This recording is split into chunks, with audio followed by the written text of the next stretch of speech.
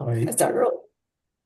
Hello, God bless you. This is Ellen Mongan and Deacon Pat, and we're on Go Tell the World. Today we're really surprised. We usually have one guest or co-host, and today we have us, and then we have four extra people. And Pat's gonna announce what it is. But you want to say what you We're going to said? remember the Arline and John Murphy family Yes. and their legacy. John and Arline were saintly people that we became friends with, and Arline had a neurologic problem that is kind of like Lou Gehrig's disease that resulted in progressive paralysis. And her husband, John, was a real saintly man in terms of taking care of them. So, and her. And so we just want to witness that love, This is the book she wrote. It's a light of love. must read, especially for people that Oh, for children of divorce. Yeah. That's right, from Joan Torres. So who would want to go first? This is John and this is Laura, and they can introduce themselves since they're on first. The They're oldest and the youngest. the first responders. Go, take it away, y'all. We'll have John start because John has done a lot of, I guess Michael and him worked on Arlene's Angels, and John has just an amazing job of creating what my mom would love to see done to help others. So, John, I think you can take it away. Well, thank you. And Ellen and Pat, it's such an honor and a pleasure to be on Go Tell the World podcast with you. And, Dad is smiling from cheek to cheek because besides God and my mom, the thing he loved most was publicity. And people. And it's very appropriate. I'm here in Prescott, Arizona, and I'm sitting in my dad's favorite lazy chair when he came out to visit us. And Aw. you know, Arlene's angel is Dad, and Yeah. and so that's why it's not plural. And Mike came up with the name way back in the day, and then I ran with it because I have a passion to help people grow food and to eat well and to be strong and healthy. And I don't know if you know this about my mom, but she was an avid gardener. And she was the one that taught me how to garden. She was a teacher. And so over the last 6 or 7 years, out of some of the inheritance money that was bestowed upon all the kids, I use a little bit of that every year, a $500 fund, the Arlene's Angels Award, and it honors someone who has a giving heart that really is selfless and really wants to give to others. And so I've honored some amazing people that reflect Mom's grace, her spirituality, and her commitment to others. And so Mom was just an amazing person, but she was a quiet soul. And that might have been half by choice and half because Dad was not a quiet soul. And so they kind of complemented each other. And, when I met you, Pat and Ellen, you would come and be able to, you would bring some gifts and food. And boy, my dad just was so, Happy. he was so happy and Mhm. grateful to you. And I know, Pat, when you met my dad, you were speaking at a seminar, and my dad strong armed you to go visit my mom. And that's how it all started with you. And that's how God works, right? He works in Amen. mysterious ways. And, so anyway, I would say that being able to honor my mom and dad with this Gardeners of Destiny training program, which I came up with the name Gardeners of Destiny. And if you listen to the first initials, God, Yeah, and that's that's great. God, because God gave us all the creatures on earth green food to eat. And we are really made to live to 120 years or more, but we've screwed it up with toxins and bad food. And so I've Yeah, tried true. to honor Mom's legacy because she was very much a person that cared about natural things. And I think I shared this with you, Ellen, possibly with Pat. And Laura and I shared the same thing, but Laura was closer to my mom because I was the oldest, and Mom had four other kids to raise. So I was kind of, I was the guy that got away. and And so when mom passed, I was a little melancholy because I didn't really have that warm, affectionate, physical relationship with mom. And sure enough, every one of the other brothers and sisters said, mom wasn't a hugger. She wasn't really a No, warm, yeah, no. physical person. Mhm. And it actually made it easier to stay in touch with her. So I pray every day. And I like to share with you my mantra because I think it's good for everybody. I thank God for another day on this earth. I thank Him Mhm. for my health. I thank Him for my wife, my children, my blessings. And before I start my prayers, I said, I just want to thank God for another day. And I want to say good morning to God and Jesus Christ, my Savior, Mother Mary, and Mom and There you Dad. go. There And you I miss go. you. I miss you every day. And I do that every day. So it is something that is peaceful to me. And it keeps me connected to mom and dad and all the crazy things going on in the world, which were just really starting when dad passed, have come full Yeah. circle. So, the fact is, dad was a worldly person that became more spiritual because of mom's commitment to faith and God. And I think that dad was just blown away by mom's deep spiritual roots. And then he really became her advocate.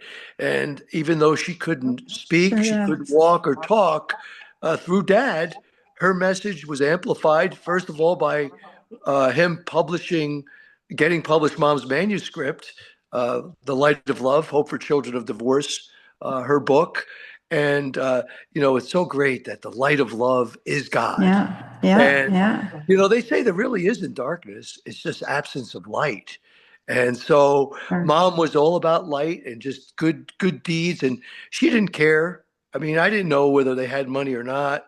And it didn't matter because mom was just all about raising kids. So, the legacy of mom and dad is one that has continued to impact all of the kids. And And grandkids. and it's a high bar to achieve. So as much as I'm proud of some of the things I've done to honor mom and dad, I'm humbled that I'm able to do so. And it's really been to me an evolution. And as they say in the Bible, it's all about refinement. And so we really are always trying to become better and better reflections to honor God. And so by honoring my mom through the Arlene's Angels Award and the Spotlight, I get to associate great people that are doing great things with mom. And then I always throw in, well, mom's angel was dad. And so it really is something that uh, brings me joy and it brings me great honor to be able to carry on the legacy. And now I have a podcast called the Make 100 Healthy Club podcast. And every show I have a segment called the Arlene's Angel Spotlight.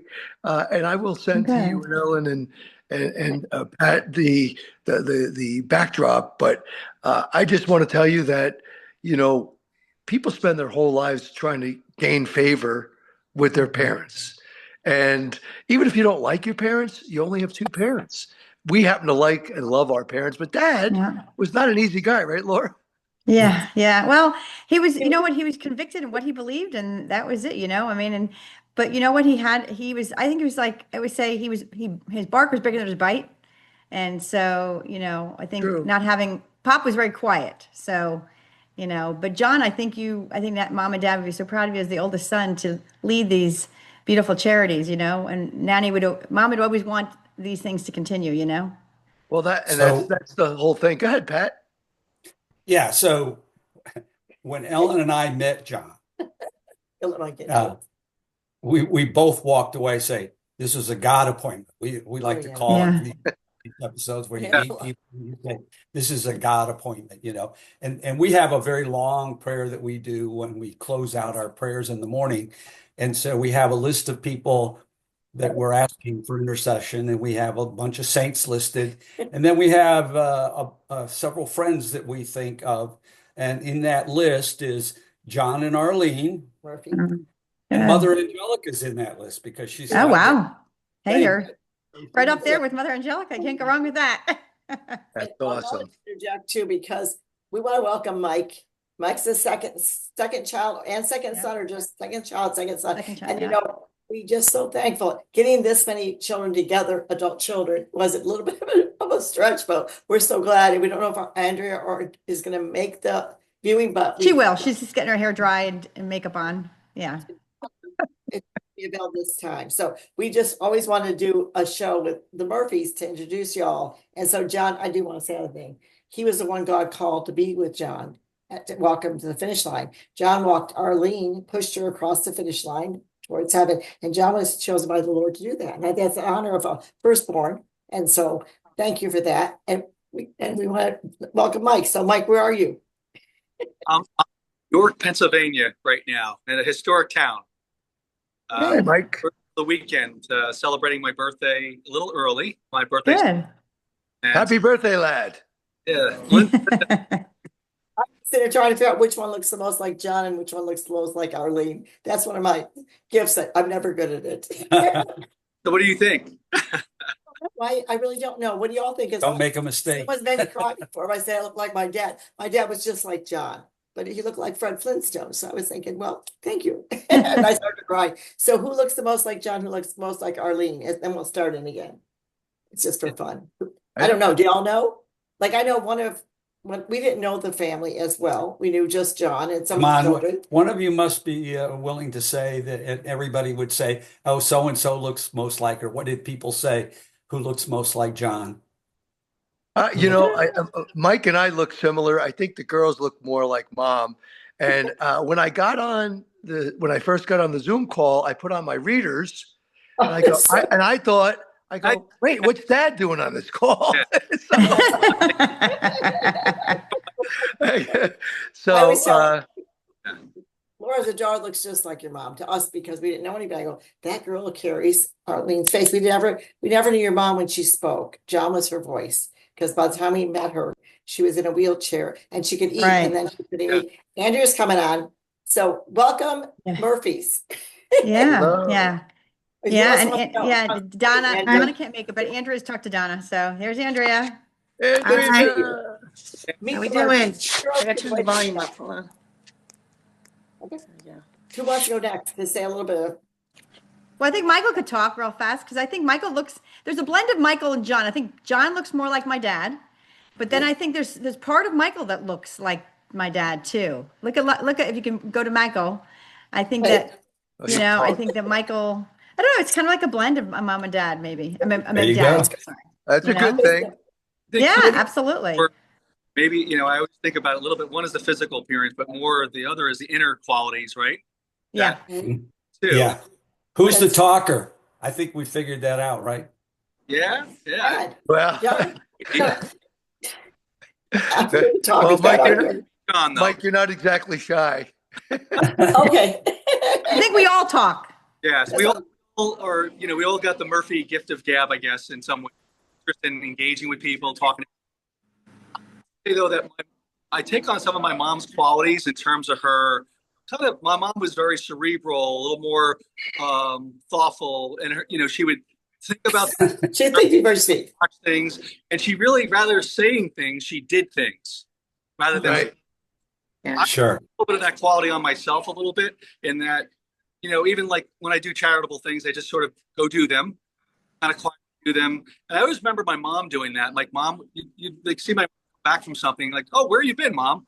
Oh, I was just out doing, feeding some of the, some of the poor in the parish, or I was just out at a breakfast thing, or I was just, helping a new pregnant woman with her, helping her through getting some of the supplies and resources. But it was only after you probed and pulled it out of her would she share it with you. So I think some of that is, I embody a little bit, is just a little bit of a deeper thinker. And, and my dad was much more public speaker, so I think I have a little bit of a blend, maybe, I think. Yeah. We know that Andrea is a poet in the group, so she must have a little bit of that poet in her soul. No, your dad was so proud of the poems and everything they does. So that it's very important. But on this show, we can brag about, because the whole thing is to say, how are we honoring John and Arline? Like, it's good to say if you're doing something that, because like Pat and I will say, I'll go first and say, we thought that we teach Arline and John about, caring life in marriage through trials and tribulation. But instead, we're so humbled. We're so humbled by the fact they taught us more about marriage.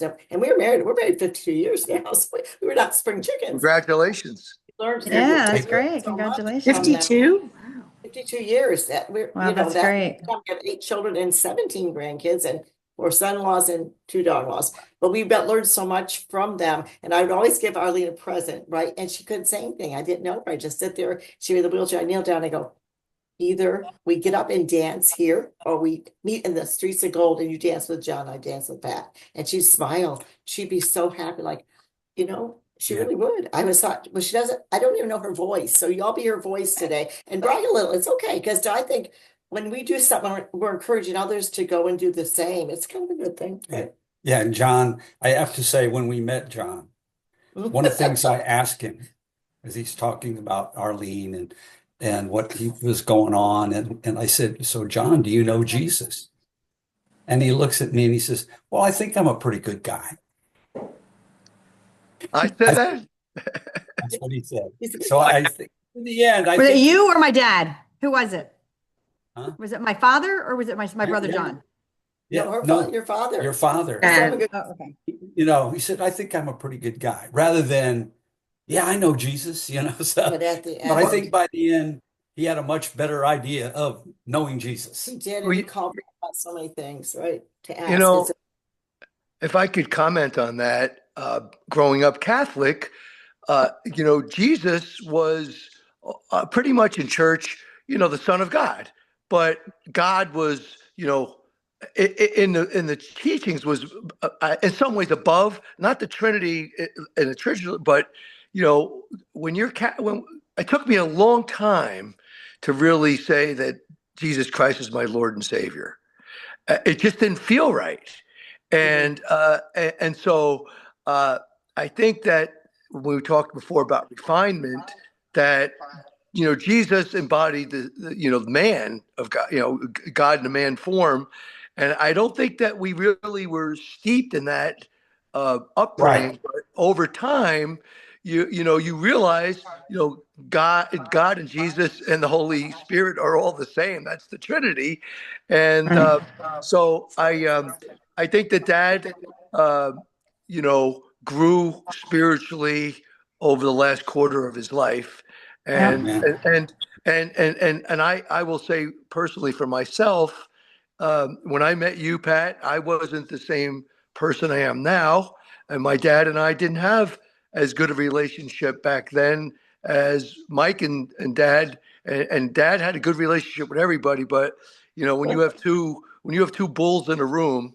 And I'm getting a little bit of, I'm getting that with my son Steve, and it's in God's timing. But Dad, Dad, over the last quarter of his life, I had the honor and the blessings to be able to go see them a lot because I was doing some TV work with Home Shopping Network, and I had a chance to go down there and see them.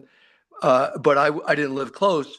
I would like to segue and give honor to our sister Andrea, who lived there, and she bore the burden of being there for Mom and Dad, physically making time and effort. And Dad was tired. He wasn't as gracious back then towards Andrea as she deserved. Would that be a good way to put it, Andrea? Yep.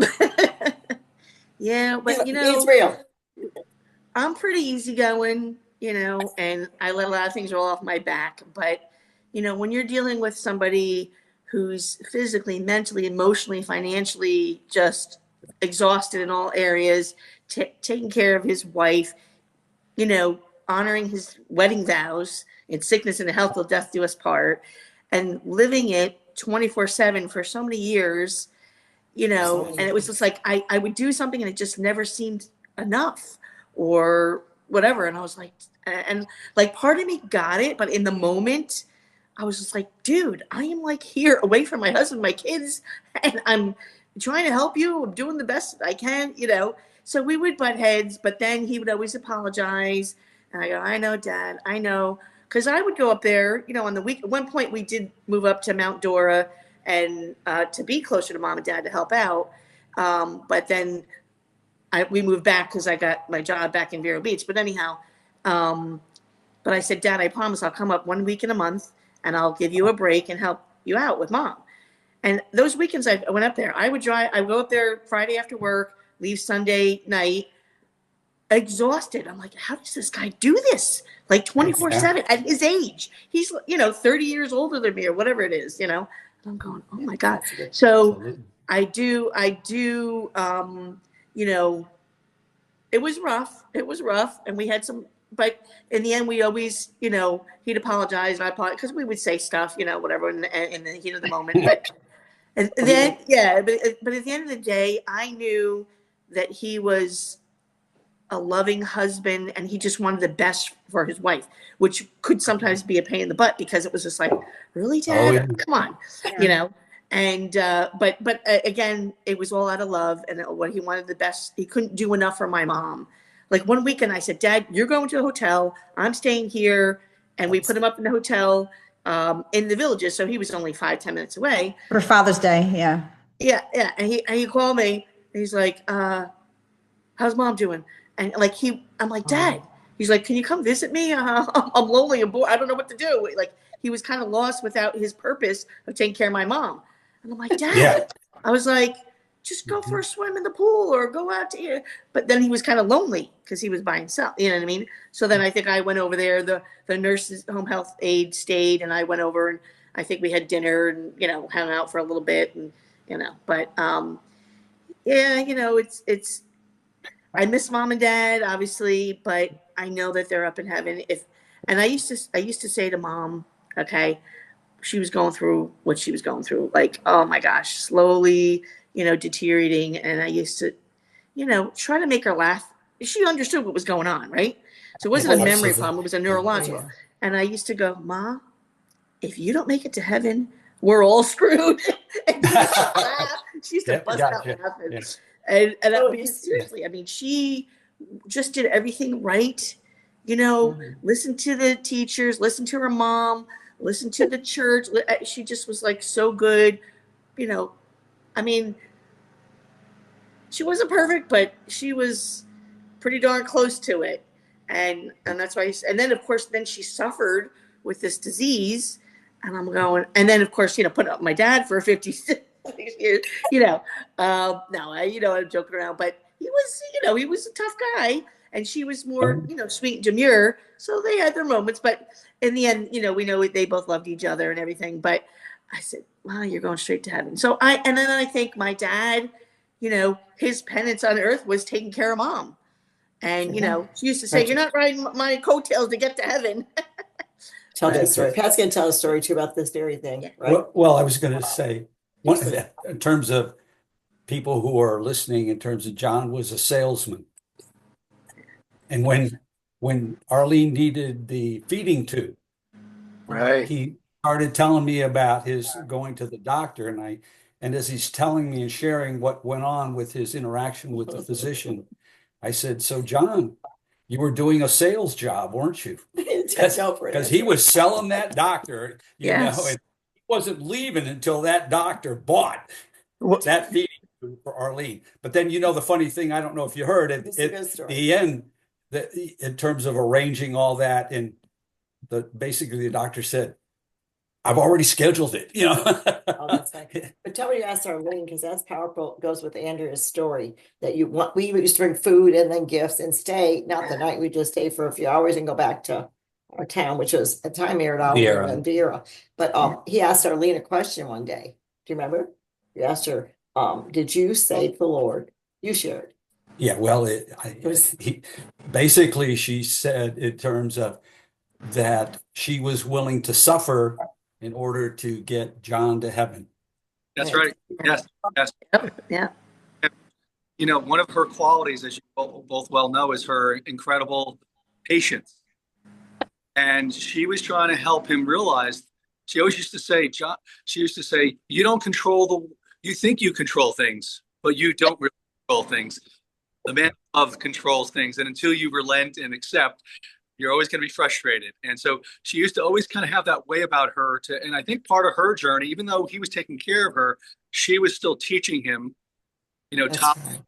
patience and acceptance. Because because he was a salesman, he always thought he can influence his way through things or sell his way through things. And I'm a person who's in management consulting, professional sales consulting with executives. But there's a time to sell, there's a time to listen, and a time to observe and watch. And my mom, I thought, really brought those qualities to the table. And I think he finally started to realize that he had to let go, right? Let go, let God, right? And I think it sounded good on paper at first, and he sort of would say it, but I think he started behaving more and more like that as things got closer to her. Yeah. So I think that's observation. Another is, we just talked earlier about his stubbornness. All these things to say we liked about him. I mean, because it was funny. It's like my dad. But go on, Mike. Go ahead. We lost you, Mike. No, Yeah. we didn't. Go on. No, Mike was still Sorry. there. John, I think John Glenn. Tell him what John Glenn said. John Glenn, can you hear me? Now I Yes. can. Now I yeah. can. No. John Glenn, his good friend from Procter & Gamble, who was his boss for many, many years, said, yes, John is stubbornly committed. That's right. That's very good. A person and someone who's so committed to their faith, to their task, to their mission, that they, regardless of trials and tribulations, they stay the course. And he was like iron and steel, right? He was, when he believed he had to do something, i.e., serve my mom, and in so doing, serve God, I think, was his way of serving God. And he saw it in my mom. So I just thought that would be helpful to share too. Yes, people are listening. Dad did a lot of fun things too. Okay. Dad did a lot of fun things too. And so I want to, John and Michael, how my dad used to play softball with you. And when we were younger, Dad always had us doing stuff. He was in charge of the house. But I think I just wrote down some things over the years of how he would go ahead and make sure that each one of us, he would talk with us and give us guidance. And before Mom got sick, he was always he'd take the ball, and John used to say he's hit the ball real hard and fast, right, John? If you didn't catch the ball, you're going to break a couple of teeth. That's for sure. But that was good though, because he taught us to be competitive, and he was so committed to his family, even when in our younger years, Chapanak and always doing stuff. Mom was a spiritual person, but she wasn't really someone that would organize family gatherings and outings most of the time. Dad would set it up, and I think that when we were growing up, it was, a chaotic scene because we had 5 kids, and so, they had a lot of burden on their shoulder. Our mom was a writer, and I was there on my 7th or 8th birthday. She graduated from Lehman College. She's pregnant with me. Yeah. So, and then she became an editor for the Suburban Trends, and she would stay up at the middle of the night, and we'd catch her at 2:00 in the morning, sipping a little wine, and she didn't really drink, but in the middle of the night she would, and she beat to her own drum. Dad was more of a traditional guy that, you work hard, you go to college. He was in the Army. He worked for Standard Oil. And then he got the job at Procter and Gamble. And he was older to get a job in management at Procter and Gamble.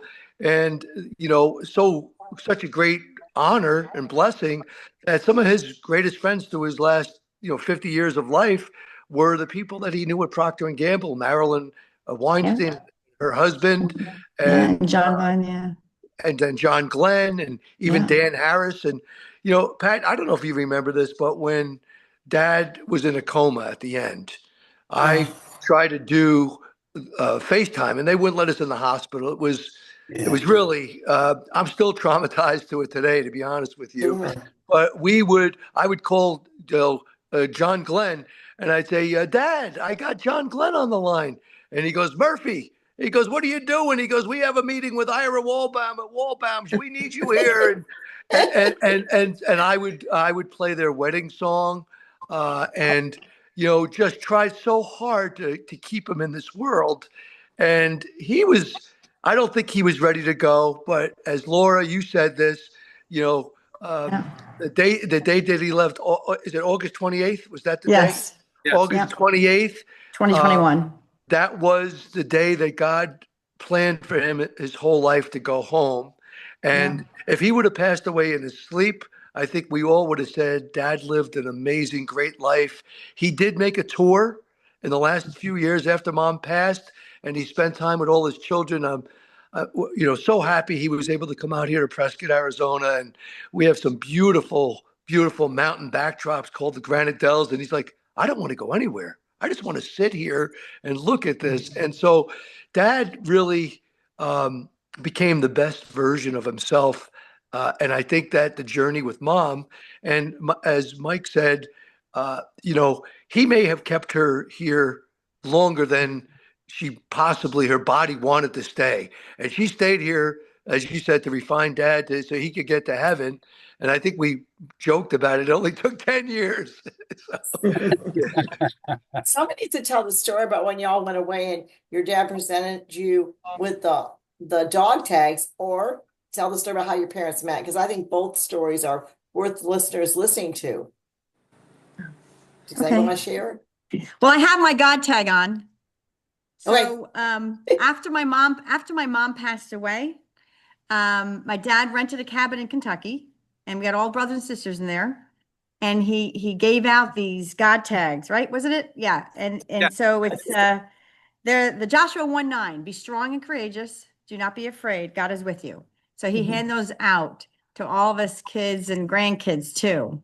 And so, I think Dad always was trying to reach the kids and trying to figure out like what would help, because all of us, it's easy to fall away from God when you're doing your own thing. But he was always like, be strong, courageous. And he always had it, I got God tag, so, and, I always think about Friday nights, malt shake nights. He would come home and he'd make malt shakes. And sometimes he would do whipped cream pies and we'd throw them at each other. He was just fun. And Mom made us, remember Andrea, matching Easter outfits?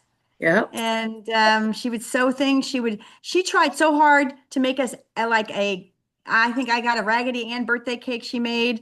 She made a roller skating rink. Was it for you? For me, the roller skating roller skating shoe, roller skate cake. She made always, I think, football for you boys, for Michael or John, like a birthday cake. She was great. And then even with sandwiches, she would take a peanut butter jelly sandwich and she would make like a sailboat out of it. Yeah. It was very creative. And, Mom and Dad did complement each other quite a bit. And, Dad became a great, elder statesman for our family, the patriarch.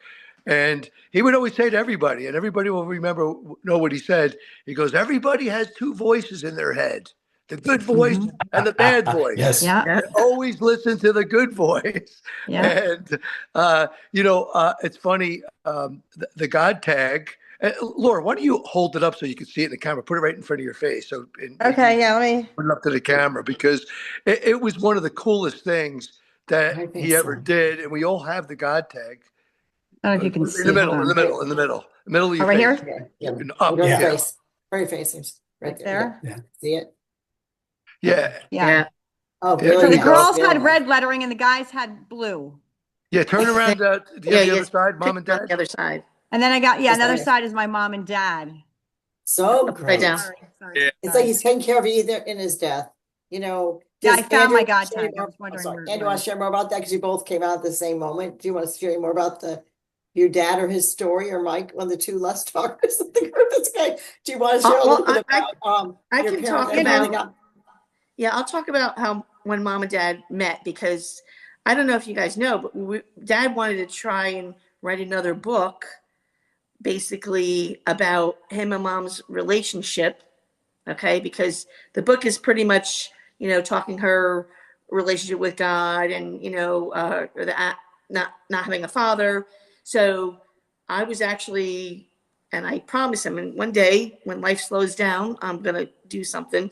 But he he wanted to write a book about him and mom and their relationship and the family and everything. But anyhow, so they met at Tuxedo Ballroom. I believe it was 1959. My mom, May something, right? May 5th? I think it was beginning of May.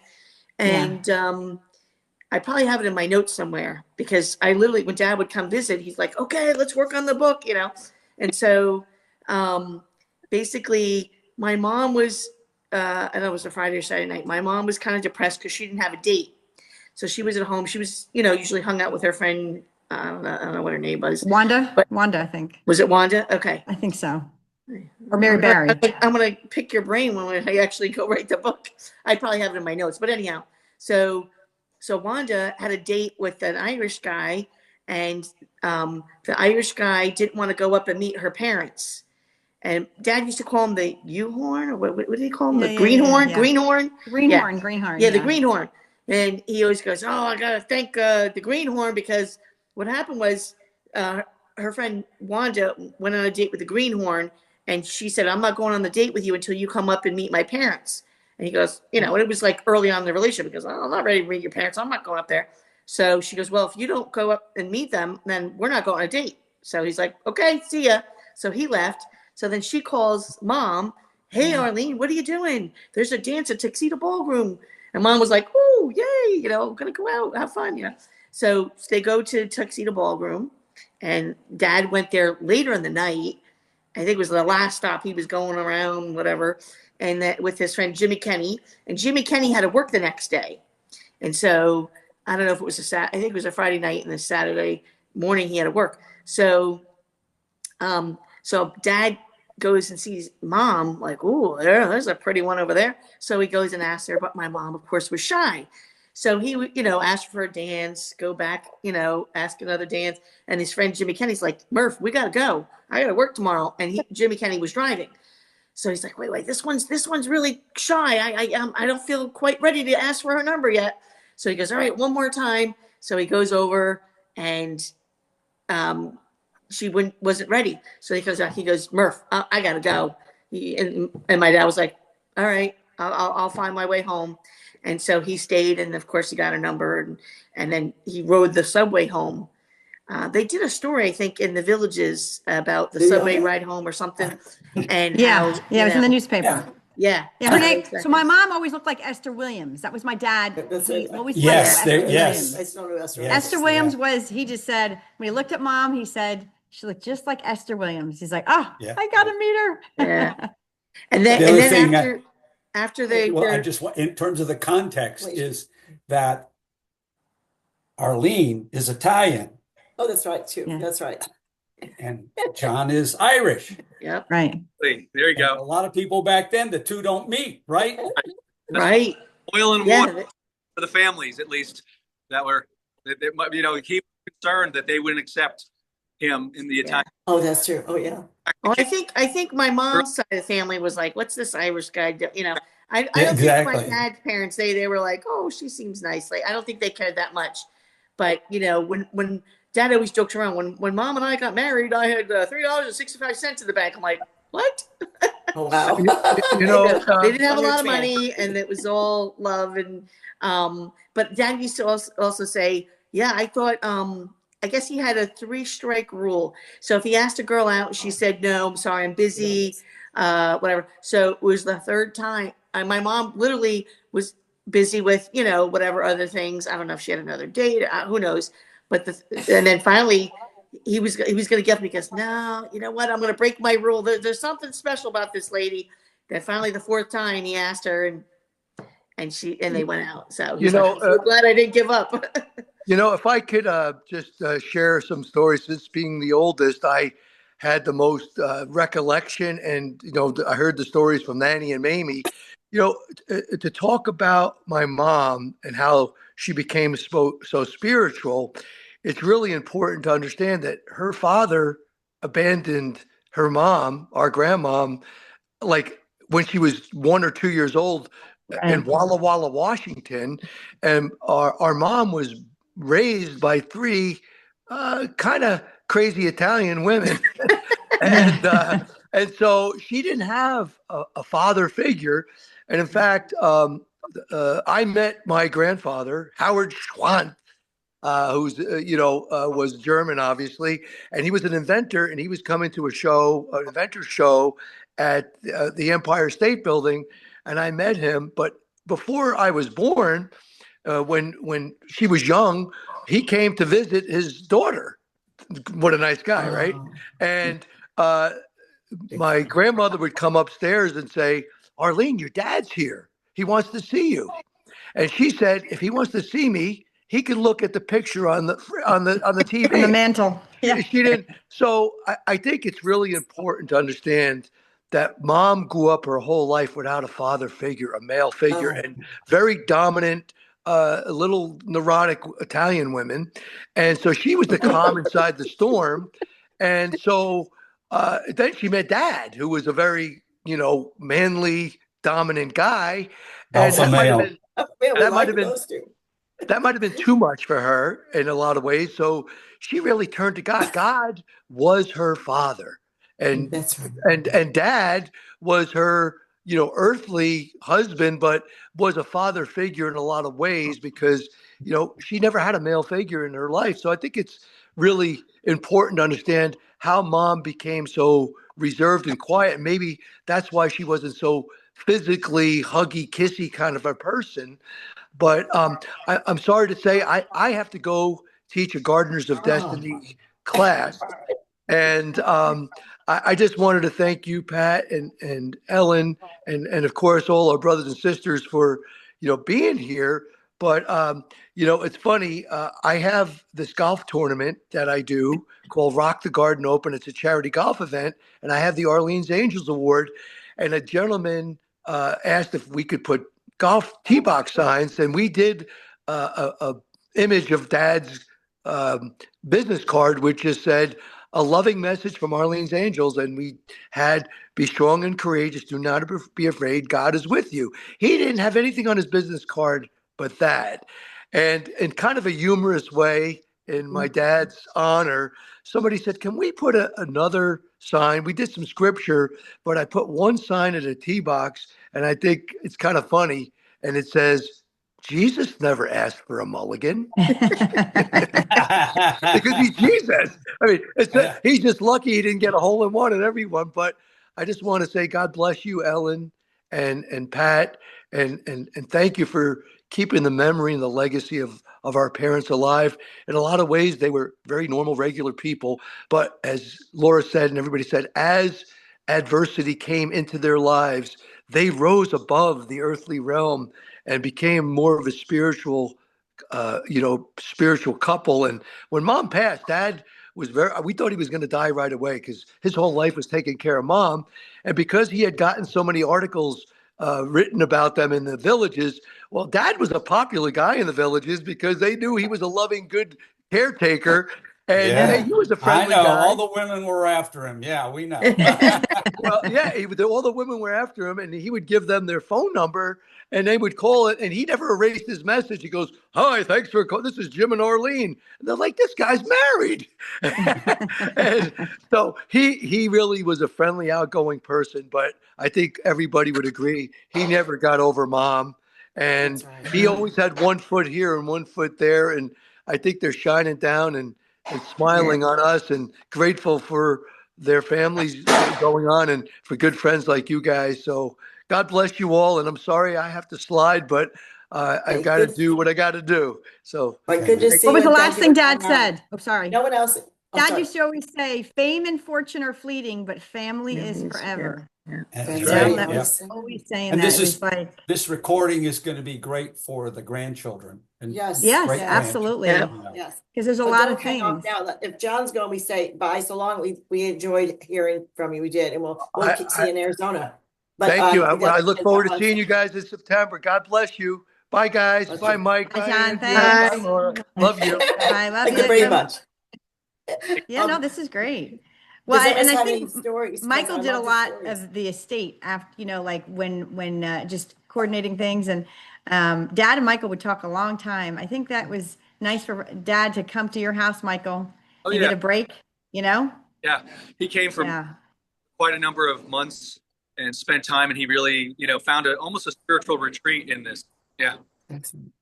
And he Yeah, so important. allowed him to realize and reflect on, obviously while his life was very much about my mom, he also started to realize that his life and continuing life, he had to keep the faith. And it maybe, I think, had him even think more deeply about what does faith mean to me now, when my wife isn't any longer present and I'm not serving her health needs and everything, but I can step back. So he started reading books every day. He was praying more. He really, I thought I was very touched by how he developed those areas of his, his spiritual life. And it gave me, even though he was always very business and worldly oriented and had such respect for the spiritual, it was a journey for him, like it is for all of us. It's always, I think that journey. But I really move into a new place of acceptance, peace. He wasn't really kind of trying to fight things as much as accept them for what they were, accept people for what they were, and look for the good in everybody. And that's the gift that my mom really, I think, left him with. Yeah. All the memories. Yeah. So So Andrea, yeah, go ahead. Andrea, I think it would be good for you to share about how that dad taught Dante how to pray the rosary. Oh yeah. I think it's So very important because my dad would always let me and my mom and Andrea pray the rosary. And my mom always say the family that stays together prays together. And my dad would go off with the boys, and then Andrea and I would pray the rosary with my mom. And so my dad was like, yeah, holy roller. Like he really wasn't into it right away. But then once my mom passed away, he really got into it. And then Dante came, for a couple weeks or something like that in the summer? Well, pretty much the last month of his life. So Dante wanted we got him an Android phone, but that's a Droid. He wanted an iPhone. So I go, Dante, come on, you're whatever he was, 13, 14, I don't know. And I was like, you're lucky you got a cell phone, kid, And so, so I go, well, you want an iPhone? I said, you can get a job and save up money to get an iPhone. Okay. So I tell Dad this story, and Dad's like, well, I can use some help. And if you can get Dante up here for a couple of weeks, he can help me go through things and clear out things and whatever. It was almost like, well, you used to talk about kicking the bucket, right? I go, Dad, why are you talking about kicking the bucket? Come on now. He's like, well, I am 82 and, the average age is 78. Like, it was almost like he knew that. It was really weird. So he goes, well, when I kick the bucket, the house is going to be all nice and clean and cleared out and da-da-da-da. And I'm like, Dad, would you stop talking about kicking the bucket, right? Yeah. So finally, Dad goes, yeah, I'll give Dante money if he comes up here and helps me out. So Dante goes up there literally the whole month of July of 2021, literally his last month of his life. And they had a schedule. Get up, have some breakfast, get ready. Then they read a little bit of my mom's book. They pray the rosary. My dad taught them all that. Then they would get going and cleaning out, this room, this closet, whatever. And, then they would have lunch and they go back to it, pray some more. And it was just a beautiful thing. And I said to Dante, you were so blessed to have that last month with your grandfather. Yeah. And of course, teaching you how the rosary. They were reading Mom's book. I don't know if they got through the whole thing, but it was just a really special time. And obviously Dante will always cherish that. It just it's just so weird that he almost kind of felt like impending doom. I don't know if that's but I know they in the medical field, when I used to be an EMT, they used to say impending doom. People do sense that. Well, you're a doctor, right, Pat? What do you think? I think he was at peace about if Right. if he's going to die, and certainly I think in the back of his mind it's like I got to get up there with Arline, So Well, that's Yeah. No, but Well, he did. I he asked did him, look healthy before, right? Yeah. He was healthy before he went in. I don't know if you guys know, but our family, with the COVID shot, right? So we had, oh yes, we had a lot of discussion about Yeah. this. so some of them wanted to get it, some of them didn't. Okay. Okay. I was actually the one in the middle, like, I don't know, Dad. I'm like, you are 82, you are diabetic, but I know it's new and it's whatever. So bottom line is, I did ask him, I go, Dad, what if you don't get the shot and you get COVID and you die? He's like, well, then it's my time to go. And I'm like, okay, really? So he, like you said, I think he was at peace with that. And he's like, Mhm. well, he like literally left it in God's hands. He actually had some friends that didn't even want to hang out with him because he didn't get the COVID shot. That was Yes, we know. We know. Yeah. Yeah. And I was like, I guess really? so. Yeah. But, I at the end of the day, we all believe, like John, he was not here anymore, John, but he used to say, yep, we all have our expiration date. But basically, Oh. John Pop said that. jokes Yeah. around. Pop But used to say that. basically, did Pops used to say that? Yeah, Pop said you gotta, Oh, you okay. gotta, Okay, that's on where the you go. calendar, there's a date and a time. Every calendar, that's fun. it's a Conference time for you. season. Yeah, remember Pop Exactly. used to say that? Right, Yep. Michael? was that? Yes, it was Right? Didn't Pop used to say that? say that. Yeah. Everybody's I Yeah. remember Popsy saying, well, he'd say death, like in the thief in the night, death Yeah. comes like a thief in the, well, that's in the Bible, but, Right. yeah, so I think Dad, as much as like, COVID, and of course, you never know how, when, where, someone's going to pass, but it was Dad's time. It was Dad's time. And he was ready to go. And like he was at, I couldn't believe he said that. I go, Dad, what if you get COVID and you die? He goes, well, then it's my time to go. And I'm like, But Andrew, I think he was saying on the one hand, oh, kick the bucket, I got to get things organized. He was using sort of excuses to connect with people, spend time. But in my mind, he was really oh yeah, legacy in his own way. He was Really what? I meant really what in his own way. he helped Dante learn how to. Now he's leading that, whereas Mom used to lead that. So he was taking on more of a leadership. Mhm. yeah, Yeah. And I think the cool thing is, Andrew, do you remember Linda, Michael, your wife, and Andrea and I were going to the funeral home to plan my dad's funeral. And I was just I was crying, and it was just an emotional time. But my dad always loved the movie, I Can Only Imagine. And okay, and loved the song. And so we happened to, I think Andrew, you were driving, you turned on the music, Yep. maybe Linda did, and it came on. I Oh, Can we Only all just Imagine. started bawling. Yeah, I I just started can crying imagine. because I always think about that.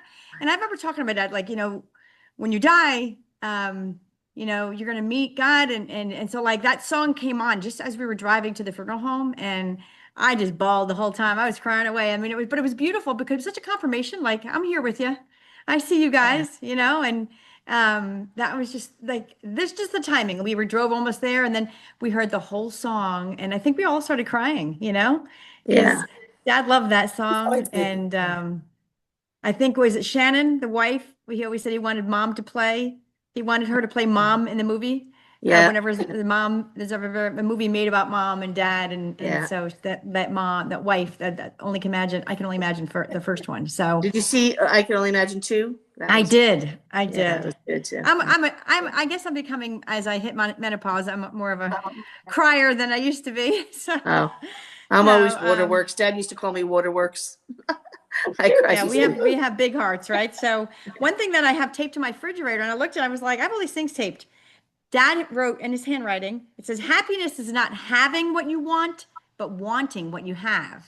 And so I'm gonna see if you Very can nice. see that. Oh, it's blurry. I don't know yeah, it is blurry. Okay, But that's I have not so many bad. things. I Beautiful. mean, I have so many things taped around my house, and the kids always laugh. But I want memories, and so I have pictures all over our refrigerator of everybody, and so our kids and grandkids can know, all our relatives and friends.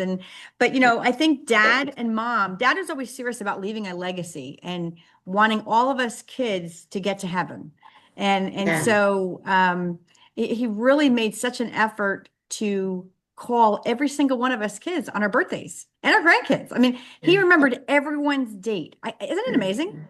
Well, he had it Right, written right, down. right, He had a Michael? list, but yeah. Yeah, but he literally, he would It's like- call everybody, right? Yeah. Yeah. A lot of people Well, it's- that about Dad, that he always reached out, even during the funeral service and everything. They said, wow, your dad was always there. He always reached Yeah. out, made it happen. People talk about doing those things, but maybe forget, or he always made it happen. So, but Ellen and Pat, I wanted to check, is there anything else that you were hoping to accomplish with this podcast? I know we're pretty much at the end of it. So was there anything?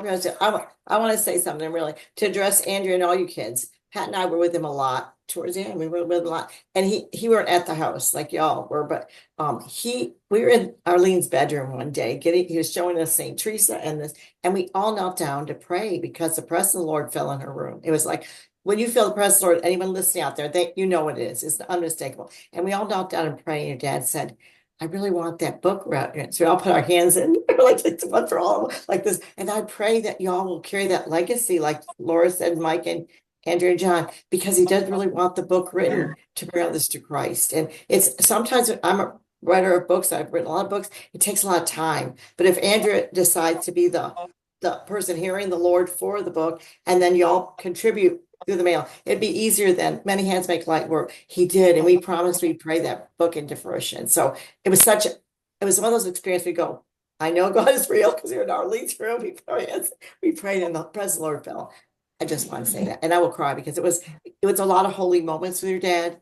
When he told us the story about Ray and Enrique, how he got those two to meet each other. Together. There's so many, and we laughed because he was like my dad. A storyteller is a lost art.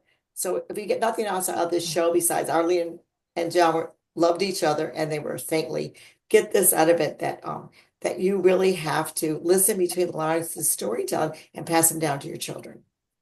Absolutely. Yeah, And I love maybe how my dad maybe used Laura can share about your Okay. son and Let's share how that'd be a good played, story. basically he played Yenta. Yeah. Ray and Anne-Marie. Yeah, he did. Dad used to always say there's only one, God only made one of you. So you have to believe in yourself, because if not, who's going to believe in you more? You know? And he would just say such great wisdom, things of wisdom. Yeah. And he'd always like touch your head right and give you a kiss on the forehead, right, Ann? Yep. And so like that was, he was for a guy, he was more the emotional and Yeah. talk about things. And mom was more deep thinking. She wrote letters. That was how she would talk, but she wasn't really much. I mean, I have everything saved from mom and dad and they're all over the house taped up. I just feel like I remember it to talk to the kids and we were so blessed to have parents who really truly enjoyed being parents and loved their kids and wanted the best for them. And they worked so hard.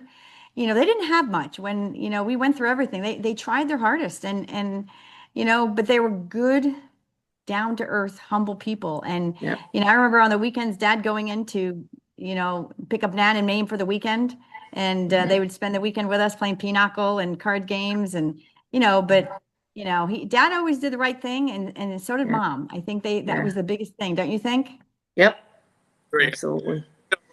Unfortunately, I'm here at the hotel and everything's kind of happening behind me now, but I really appreciate the opportunity, Pat. And Ellen, thank you for putting this together for us. This is a wonderful thing. As you said, it'll be a great thing to pass along, right? Yeah. Say happy birthday. Happy birthday to you. Happy birthday. Oh, Mike, to Mike. you. Happy birthday. Happy birthday, dear I can have a good Michael. voice. Happy birthday. Happy birthday to to you. you. And to Enjoy Andrea. your She's the birthday, 30th. Emily. Yeah. Yes. God bless you. Thank you for sharing. Yeah, have a good And we time. appreciate you I coming got a on. fashion It's show. a I got to good go by St. Helens Council of Catholic Women. They're doing a fashion show at noontime. Where's so it I got at? fun I'm too. in those fashions. I It's love those. Vero Beach Country Club. They do it every year, a fashion show, and have a nice dinner. Bye, bye. All right. Thank you again. All right. Thank you Thanks so again. much. Thanks, Pat. Thanks, everybody. Thanks, Love you. Bye, God guys. bless. Mwah. Yeah, Finish off. thank you. Love Have we you. finished off? Love you. Any Bye. other- No, we Well, don't I was have going to any read a last- couple things, Pat and Ellen. And my husband gave me 2 pages of quotes from my dad. And I'm just going to She read has to some go of them. First, Lord, just a second. Just think about. What's You have that? to leave, Andrew. You're staying. Andrew says she has to leave for the fashion show. Did she leave? I think so. Yeah. Andrew, are You you can leave there? if you need to, Andrea. I was going to read 2 quotes from dad, like 2 pages of quotes. Okay. Whatever. Why do we'll wave goodbye as she's talking? If you can stay though. Okay. Either way. So my dad said, last day of work before vacation is very productive. Discipline yourself. Clinton said, if you vote for Bush, your taxes will go up. I voted for Bush and our taxes went up. It's funny because, dad didn't like Clinton either, but wisdom is correct. Use of knowledge. Excitement is necessary for effective leadership. Not working harder, but rather smarter. Presence and attitude are key to victory. Job security is gone. Employment security is the key in the 90s, but you must be equipped for the job. To get a job, it's based on performance in the past. It's not what happens to you that counts, but how you handle it and how you react to it. When the picture changes, so does everything else. You must change the picture. There's just so many things that my dad said, do it and see the results, and then you'll want to do it again and again. Sense of humor is important. It's a minute to tension. I can't remember his handwriting, but he always left wisdom and always talked to the kids. And I mean, he would call, leave messages. I got you, buddy. Or, Victoria, when my father passed away, Victoria had like a list at the funeral and talked about things that, he'd say, I'm here, call me back. I'll be here all day. Call me, leave me a message, so I don't think most grandparents take their job as serious. He would reach out to every single grandchild, and he really would want to be there for them and give them advice. I mean, it was beautiful. I really think that he was such a good role model, and all the grandkids really said that what like he taught them is so important. And he really made, how would you say it? Deep down, I think he made his job to be the best grandfather and make sure that each of the grandkids, were doing well, So Thank you, Laura. I think you did a great job because we didn't know the family and each person got to talk, but we'd be Good. amiss if we didn't say something about Donna. Say something about Donna. If we could, something. So positive. Donna, I so don't know Donna Donna's is mom. the third child. And so Okay. I know that she works a lot. Her and her husband have a company, and her husband just had surgery. So she wasn't able to make it. But Donna was the middle. So it's John is the oldest, Michael, then Donna, and then Andrea and me. So Donna is You're always a up baby in Michigan. Yeah. You're So, a baby but girl. Donna's Donna's husband had surgery, but I know they have a company they're running. And so I didn't hear from her. She didn't respond. So, but Andrea talked to her, and she said she wasn't able to make it. But so Donna is, it's interesting. My dad used to talk to Donna a lot, and he would give, advice to her too. And I think my dad, would make sure that he talked to all the kids and grandkids. I mean, I remember at the funeral again, people come up to me and said, your dad called me. Like for my birthday, my cousin, Linda Jean. So my dad's sister's daughter, the only child, Linda Jean, she'd say, your dad called me for my birthday. He called every year. Then my cousin Valerie, she said, your dad called me for my birthday every single year. He remembered, like, I don't even know their birthdays, but like he remembered every single one of his nieces and nephews. Now, all their parents had passed away. And so he was still around. And so he made sure he contacted all of his brothers and sisters' kids and said, happy birthday. And Maureen too. Arlene's and I bet Arlene in the early days wrote letters and cards to be able to, but he did the job of Arlene and he did a great job. And Arlene was a legend, and you will meet her in heaven, and you'll meet John too. We're going to close off the show with your final thoughts, Pat, and then we're going to close it off because we went long today, but we had a lot of people on, and everyone had very interesting points to make. And take home from this, my closing, and you guys can close, Pat and you. This is take home from this to leave a legacy. To say be purpose to be the best you can be, and to Absolutely say the words that change lives. Some words set you sail, and other words. I wanted to show you this. So this is something that when I was a kid, this is a family tree. Now you can't see the pictures, but my grandmother used to have this. So Mama is my mom's grandmother. That's her, and then it was my mom, and then her mother, and then it was all 5 kids. So I was going to show you. It's hard to see. John was here, and this is Michael and Donna and Andrea and me. So I have this for my kids to see. So and just our legacy continues. And I always made sure that I got this, and I got the china from my grandmother. Like there's certain things that I remember growing up. I have the Last Supper painting, and in the old times. Yeah. And so the old ones with the 3D, and so, but my dad, let me show you this one picture. I think this is important. So this is a show called Go Tell the World, and we're meeting with the Murphys. It's they all were on the show except for one bit. Can you see my dad in there? Pull it back, and you'll see it. I think pull backwards. Do you see it, baby? Yeah, tilt. It's tilted up. We are not.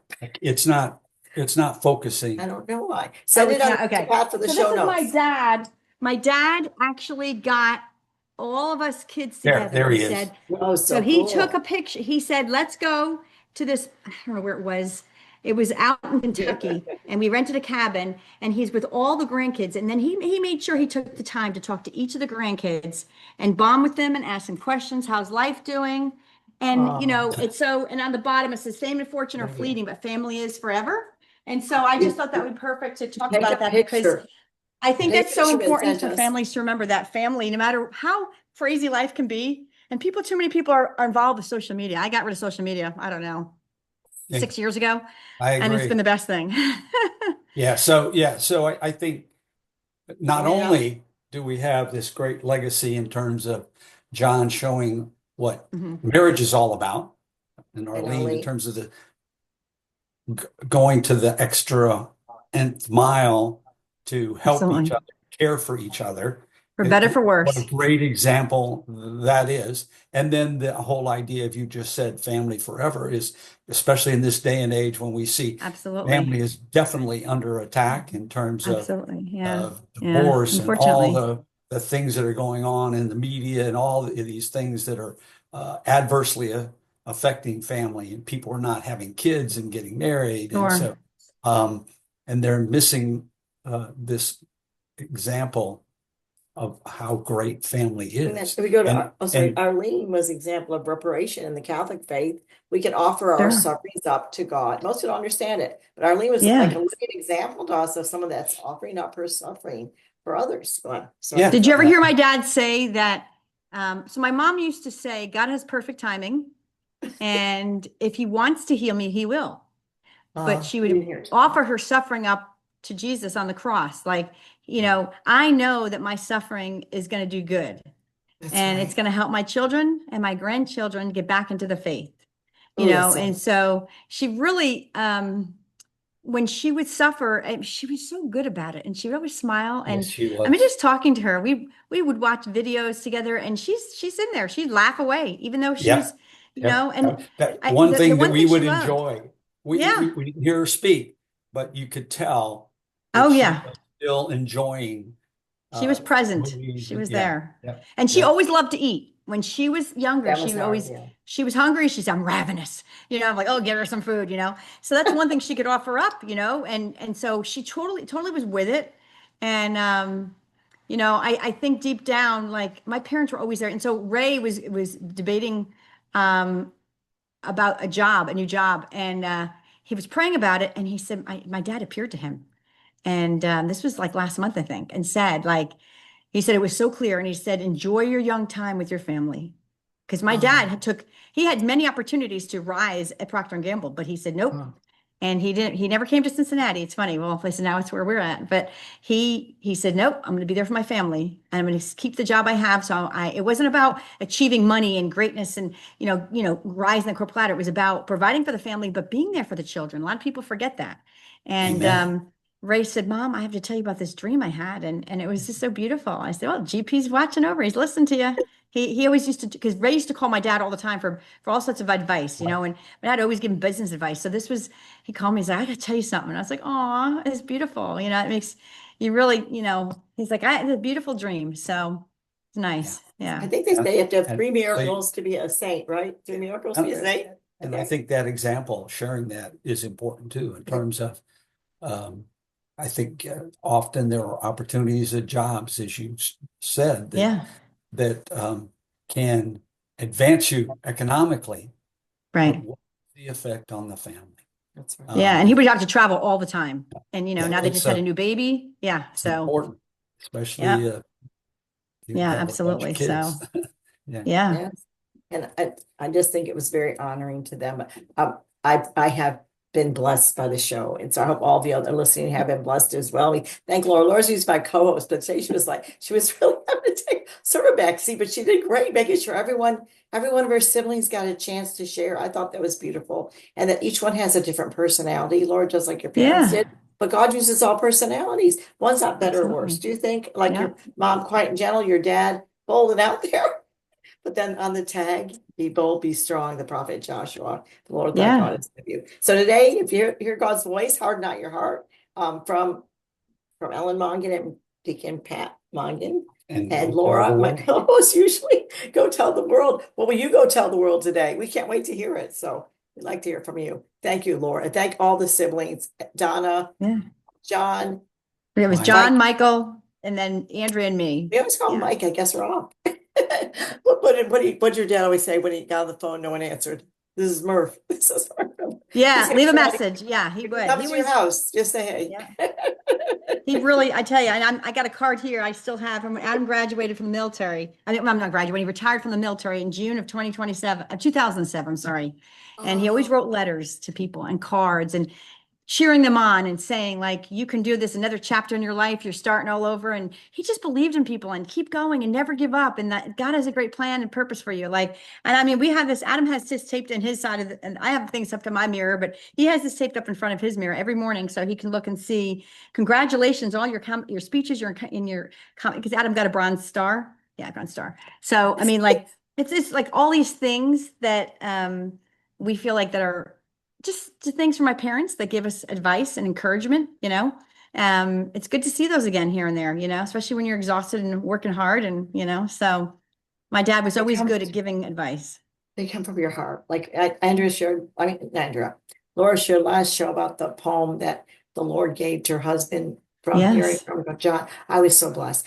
See, Yeah, we think we're not making a difference in this world, but every little thing makes a difference. Don't even absolutely. everything. Yeah. Yeah. All Just right. close this off. We're never going to go away. We're still here. Right. We're going to close All off. right. Well, thank you. We All right. enjoy it, Laura. Next time we'll see All you. right. Thanks Yeah. so much, guys. Appreciate it. I was going to He's not add gonna one leave. more thing, just in what Okay, you sure. shared, and, One more thing. and at some point maybe we share the story about He didn't want you this. dating Adam in terms of what he thought about that.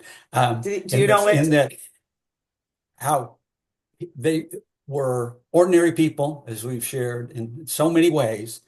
Huh. They had their faults, their Sure. weaknesses, which is true of all of us.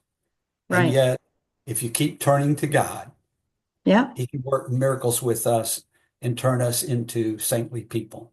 But we've got to Absolutely. keep turning to Him and working to Him. So, Yeah. Go tell the Adam was world. very quiet. I think my dad didn't really know. Dad, is from New York, New Jersey. Adam's from New Mexico. So it's a different thing. He likes to talk a lot and Adam's quiet. Oh, it's quiet too. Oh no, this group is not quiet. And I was surprised because Andrea really did share, and I thought she was the quietest one in the group. But y'all, that's a gift your dad passed down. all right. Holy boldness. So we have to go again. So I want to say, Yes, sounds great. Thanks so much. I'll see you on the God show bless next time. you. Have a good day. All right. See ya. God bless you. Bye-bye. Thanks for being friends with my parents. Yeah. Amen. Oh yeah. We know all the stories.